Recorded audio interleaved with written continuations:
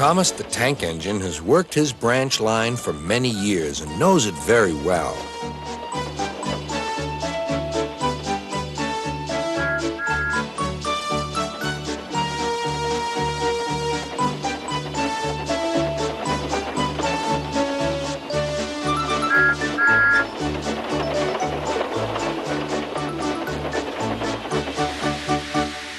You know just where to stop, Thomas, laughed his driver. You could almost manage it without me. Thomas had become conceited. He didn't realize his driver was joking. Later, he boasted to the others. Driver says I don't need him now. Don't be so daft, snorted Percy. I'd never go without my driver, said Toby earnestly. I'd be frightened. Puh! Boasted Thomas. I'm not scared. You'd never dare. I would then. You'll see. The next morning, the firelighter came. Thomas drowsed comfortably as the warmth spread through his boiler. Percy and Toby were still asleep. Thomas suddenly remembered. Silly stick in the muds, he chuckled. I'll show them. Driver said I could manage without him. I'll just go out and then I'll stop and whoosh! That'll make them jump. Thomas thought he was being clever, but really he was only moving because a careless cleaner had meddled with his controls. He soon found his mistake. He tried to whoosh, but he couldn't. He tried to stop, but he couldn't. He just kept rolling along. He didn't dare look at what was coming next. There was the station master's house.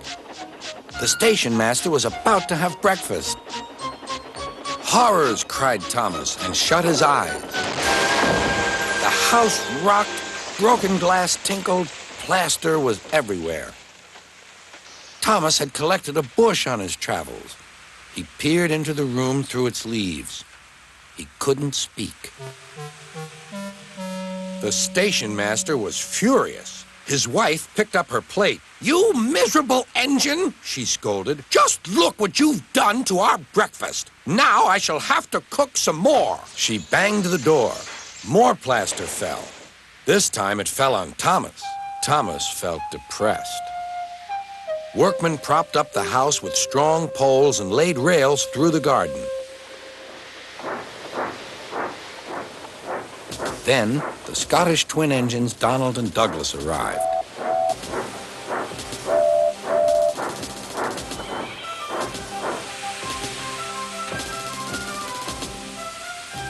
Dinna fash yourself, Thomas. We'll soon have you back on the rails, they laughed.